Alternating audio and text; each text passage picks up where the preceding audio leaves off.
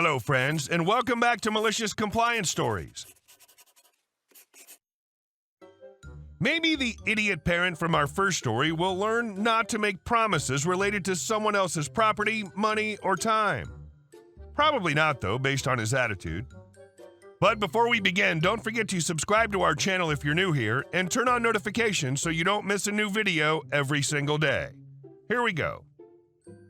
Entitled father threatening to sue because my mom destroyed his daughter's wedding. This happened years ago when my mom's catering business was still doing pretty well. It's turned into more of a food delivery business since the pandemic struck.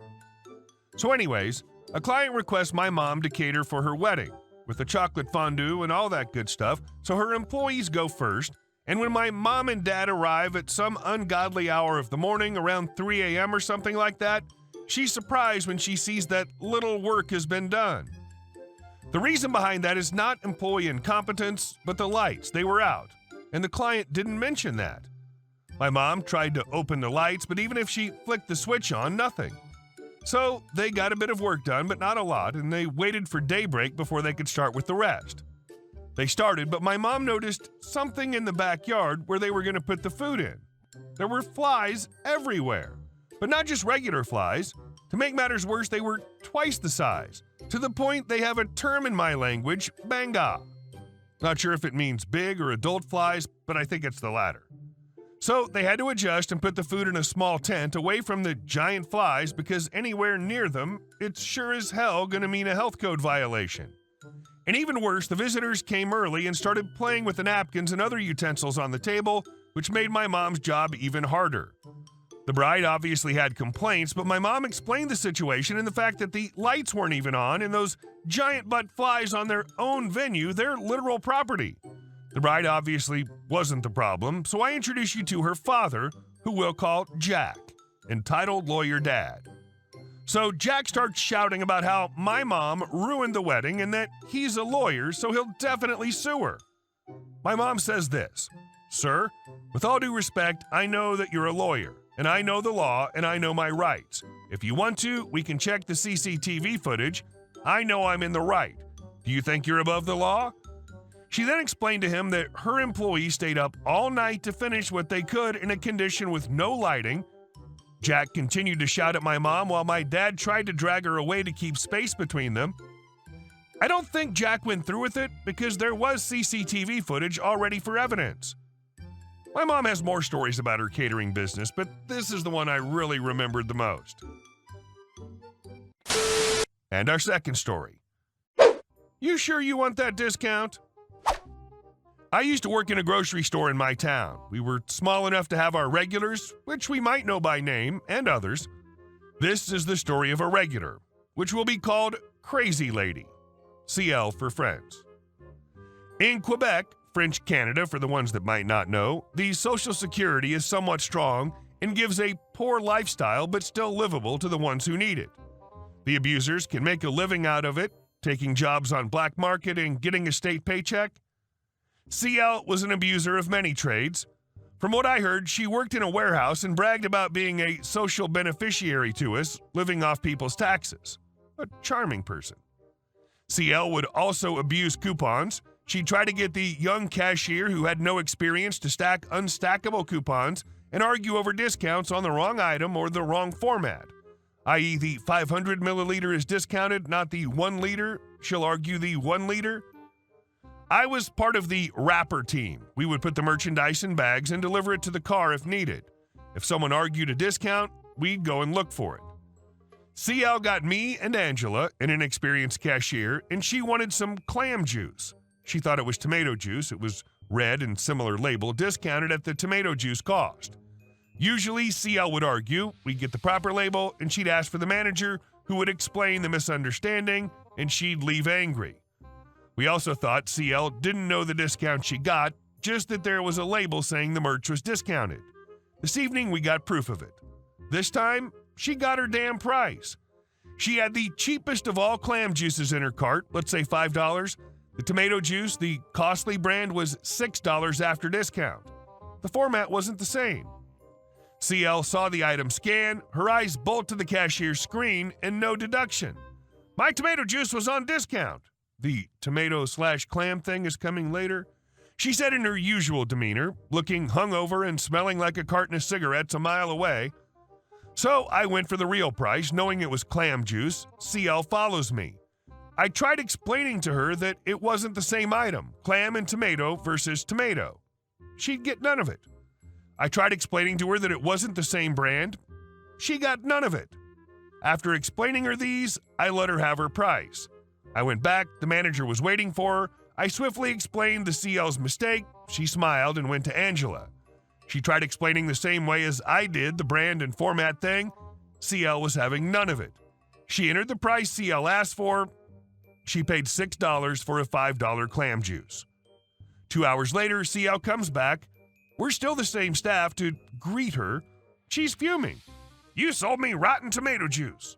I don't think so. Date's okay. Blah, blah, blah is okay. Why does it taste like crap? Well, I'm not tasting it, but it does seem okay for clam juice. Clam? Now she's angry, very, and berates every employee she sees. The manager comes and has the same reaction as I would have had I been in her position. Ma'am, you've been told multiple times, wrong brand and wrong juice. We gave you what you asked, even going against company policy of not attributing false discounts. She leaves. Manager turns to me. I thought clam juice was for her bloody Caesar. The next day, CL met the director who's aware of what happened. He even thanked us for being patient with CL and laughed about her discounted and rotten juice. We never saw CL again. And our next story. 20 minutes versus 2 weeks. About 2 years ago, I worked data entry / non-emergency calls for the local police department. Main duties were to send back incorrect reports back to the officers for resubmission and taking non-emergency reports via phone for citizens. Most common reports, credit card fraud. Example, my card is in my possession, but somebody bought $230 from Walmart. It's usually a quick process. You tell me what website / store the car was used, I type up your report, and in 2 days you have something to give the bank to get reimbursed. Keep in mind, I live in Tennessee, so imagine this woman with a long butt country drawl. One night, I get a call. A woman says her card was used, and she wants to make a report. I get started with the process, and she abruptly cuts me off. Her, when will the officer be here? Me, I can actually do the report here, since it's non-emergency, can get this typed up and out sooner. Her, absolutely not. I want an officer here this instant. My information has been compromised. I don't know who did, what, I don't know. I want an officer here to take my paperwork, someone I can see. I try to reason with her, tell her that since it's not priority, if I send it back to dispatch, it'll probably take hours if someone can come out tonight. It's probably about 7:30 p.m. at this point. Her, I don't care. I want an officer. Try reasoning with her again. It's a busy night. It'll take hours. I tell her probably 3+ before someone is there, that the police won't need and probably won't even take her paperwork since this happened online, that I'd only need whatever website was used to finish. I even throw in some bonus info that most officers get these reports wrong, and if they do, it'll be sent back and forth over days because most officers are too hard-headed to listen to basic instructions, and they don't know how to write these reports or they get busy. This can add days to getting your cash back. Her, nope, nuh-uh. I want an officer sent out or I will call the governor, who is my personal friend, and have this and ma. Okay, lady. I send the call back to dispatch. 3 hours later, 10 p.m., she calls again. Asks for me through dispatch. Her, is someone coming? Me, I don't know. I can't that info. That would be dispatch. Call again and speak to the operator.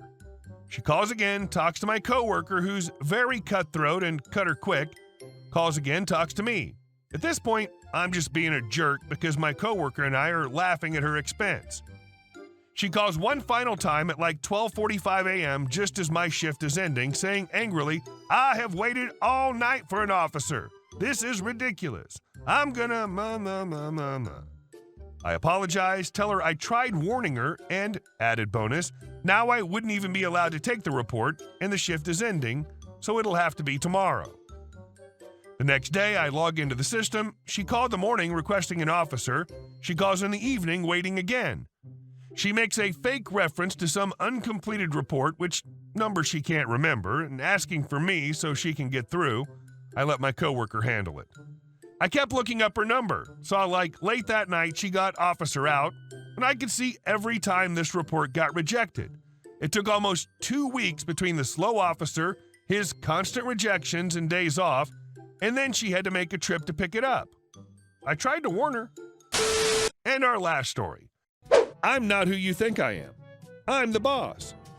So this isn't my story, it's my grandfather's story from the 1970s. My granddad had grown up in a very working-class farming family, but as a teenager, he started working as a printing apprentice at a local factory. Over the decades, he scrimped and saved to buy shares in the business along with his future business partner. Eventually, he was a 50% shareholder, making him one of 2 CEOs, but he was the more involved partner day to day, though I'm not 100% sure on specific details, as unfortunately, he's since developed dementia, so I can't ask him anything about it, but what I know is anecdotal. Because of his background, he was a very hands-on boss, and this is where our story begins. So it was morning, before the workers arrived, and he was sweeping the hallway. As I said, very hands-on. When a man in, I think, a pinstriped suit walked in, we'll call him Entitled Jerk, or EJ, and my granddad will just be GD. EJ, you. I have a very important meeting with Mr. GD. Put that brush down and take me to him at once. GD, feigning ignorance. Oh, really? Well, I think Mr. GD's a bit busy right now. Motioning to the broom. I should note that my granddad had a wicked sense of humor. He was incredibly talented at winding people up, especially people who were rude to him. E.g., well, he won't be too busy to see me. We have a very important contract. It's a lie. It was a very small printing job of leaflets or posters. I shall be speaking to him about your attitude. You should treat people with respect. GD. All right then, let's go together. I'm sure he'll understand my side. So Granddad took EJ to Mr. GD's office and knocked at the door, entered and sat down, and removed his cap and the protective wear he wore over his shirt to keep it clean. Morning, I'm Mr. GD. The rest of the conversation was essentially my granddad dressing the man down sternly and eventually canceling not just the contract, but all future business with the company. My grandfather did not tolerate rudeness, and due to his upbringing, was especially touchy about people who believed they were a higher class talking down to his workers or any other working class people for that matter. The man left red, flustered, and got into his dirty blue van and drove off quickly.